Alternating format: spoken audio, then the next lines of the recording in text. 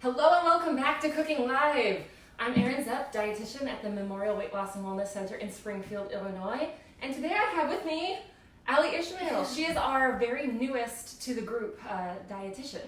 So what do you do for us here at the Weight Loss and Wellness Center? Well, I work with our medical weight loss and bariatric people, as well as our pediatrics and kidney transplant. And it's her debut Cooking Live. So we're hoping to see a lot more of you around here because it's lots of fun.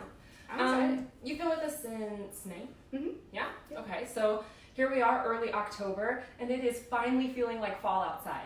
And so Allie has picked a delicious recipe for us to make today. Mm-hmm. What are we doing? We're making a kale and squash sausage and apple hash. It's very quick and easy, but there's different things you can do. Today we're going to learn how to actually cut those things up, the squash and the kale. Allie doesn't do that anyway. I buy the convenience items, so Erin is going to teach us how to do it. Well, that's a good point because you can buy squash already cut up and in the freezer aisle, right? Mm-hmm. Do you buy the freezer or do you buy the one that's in the produce aisle? Usually freezer because it's going to last me longer. Smart. Like Allie said, I always buy the whole thing and cut it up. I tend to not buy a lot of the frozen vegetable items, but that's because I realize I know how to cut one up, and not everybody does. So we're gonna talk about that today.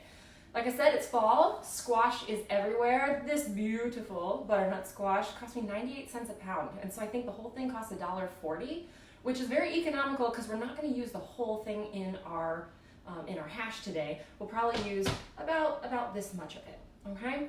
And so to start, I'll get us started off. Nice sharp knife, and squashes are round, so they roll around, and so we're actually going to make a flat side, okay? Just cut off the rind there, and now it's much more stable, okay? So I'm gonna just chop off the end here, and chop off the end there, okay? And so now we have our squash ready to peel. I am going to make it easy on myself, cut off the neck, just with one fell swoop, and have Allie peel it with a carrot peeler. All right, you ready? Mm-hmm. Just start at the top and start peeling down. And that, just go all the way around, and we'll get a nice, Oh gosh, you gotta be really strong to do this. My carrot peeler is a bit odd. It works beautifully. It's been with me since college. It looks like a bird. It does. It needs to be sharpened a little bit, but as you can see, she's just peeling off the hard rind. You don't eat the rind of an autumn squash. Other squashes in the grocery store right now, acorn squash is out there, butternut squash. Sometimes you can find little ones. They look like alien spaceships. They're patapan squashes, and they're delicious. Now those ones are small and tender and sweet, and they're tender enough that you actually can eat the rind on the patty pans, but not on the acorn or the butternut. All right, you are doing amazing. She's just got that all around. No, you're doing great. Can we fast forward? We don't have to peel the whole thing live on camera. You've done enough that we can show people kind of how to cut up. But do get the little, you might need to turn that squash around. She's got this little edge right here, so maybe we can come from the other direction and just get that. We'll just peel that half. The neck of a butternut squash does not have any seeds in it. The bulb here does. And so what I do with the bulb, cut it in half, scoop out the seeds like a pumpkin, and then you just do the same process here. It's easier to hold the bulb if you actually cut it in half before you peel it. So, pro tip. All right, that's good.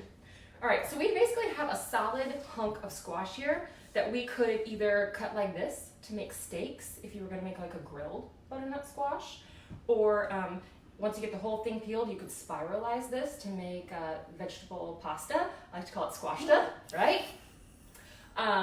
Which is really fun and makes a nice presentation for a side dish. I think people are really familiar with like the roasted squash cubes, but not so much with like squash noodles, and they totally should. Green Giant does have a convenience brand of those though too, okay?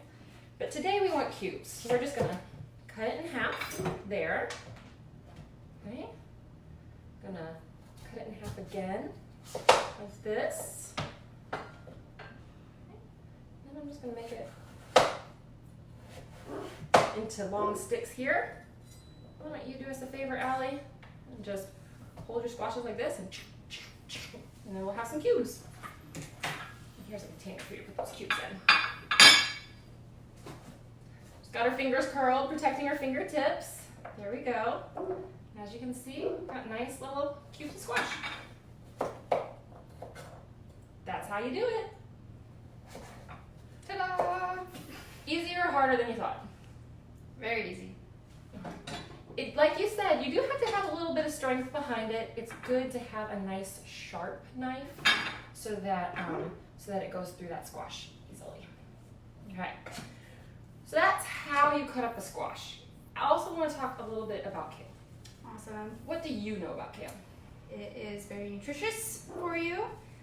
It's yummy. Sometimes not on its own. It has a different texture than like regular lettuce and stuff. I think that texture thing is really tough, or it can be. Mm-hmm. So I usually like to cook it into things, not necessarily have it like plain on its own. Yeah, you very rarely see raw kale being served unless it's really shredded up and used in like a slaw. Yeah. How do you buy kale in the grocery store? I buy bulk like that. You buy it like this? Mm-hmm. Okay. So you can buy it already kind of chopped up and in the bags. Mm-hmm. They usually get sold by the pound. It's a big bag. Costs like what, $3? Yeah, probably. Or so. This big bunch of kale here cost me like $1 and some change. But as you can see, it's the big whole leaf. And so you'll notice it's got this big thick rib coming up the back here. That's really tough and we don't want to eat that. So I got my paring knife here. Just gonna cut along the side there. Cut along the side there. Chop it off on top. Stem is out because that's not really very edible. Have you ever gotten one like in your salad and like, like chewing, I'm like, oh, that's not, okay. And from there you can just rip it into like bite-sized pieces. You could also use your handy dandy kitchen shears. Y'all know I love my kitchen shears. Just to make little like bite-sized pieces here. Okay. Is that about how you do it at home? Mm-hmm. Okay. So, like Allie said, kale is really useful for cooking in things. You can put them in a hash like we're doing today. Mm-hmm. Put them in soups. Mm-hmm. What else do you cook squash up into? Or not squash, kale, excuse me. Let's see. I mean, I do add it to my salads sometimes, but you have what they call it massaging the kale with like olive oil. It tenderizes it a little bit. And then I usually put like cranberries and nuts and seeds and things like that with it.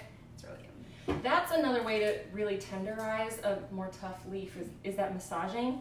And so what you do, just kind of, what do? Just sprinkle it with olive oil and then just kind of go to town? Yeah, and then you just, like so if you had it in there, you would just kind of like massage it up. Yeah. And like for kale chips, that also helps them lay flat so it's not all curly and they don't get burnt there. Throwing a little bit of salt in there also helps kind of mash it up a bit. Yeah. All right. So that's how you would cut up our two kind of odd fall vegetables. Would you like to tell us how we have made our cooking show magic hash? So this is what the hash looks like.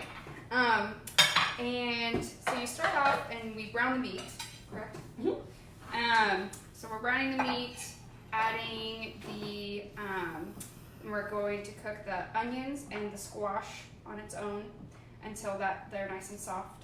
Add in apples and the kale and put it all together. It cooked up fast. I made it this morning and it took, once I got everything chopped, the chopping did take some time. I can definitely see how using the already cut up squash would save you some time, make this into seriously like 20-25 minute meal. But once I put all of it together, it was done in less than half an hour. Yeah. Because the sausage cooked up real fast. Used turkey sausage to decrease the saturated fat content so that we really do have a complete one-pot meal here. We put the squash in our starchy vegetable category. We got our turkey sausage for leaner protein, and then we got those apples and kale to kind of round it all out. Yep. So, should we eat? Dish us up some? Sure. All right. How many would you say this serves? I think it said 4 to 6. 4 to 6 is what the recipe said, but how much would you actually put on the plate, dietitian? Ooh, probably a good portion, especially if I'm feeding myself. Yeah.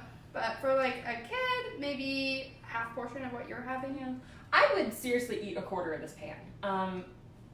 Healthy doesn't mean small portions. It doesn't mean low calorie. This is a very nutritious meal, and we can have a larger portion of it and still stay within the guidelines. So it's a complete one pot meal. It's ready in 30 minutes or less, and who doesn't love sausage? I love it. Thanks for joining us here at Cooking Live. The recipe for this will be posted later on all our social media channels. Follow us on Facebook. Follow us on Pinterest. Make sure you're subscribed to our YouTube channel, Choose Memorial, and we will see you there and here. All right, till next time.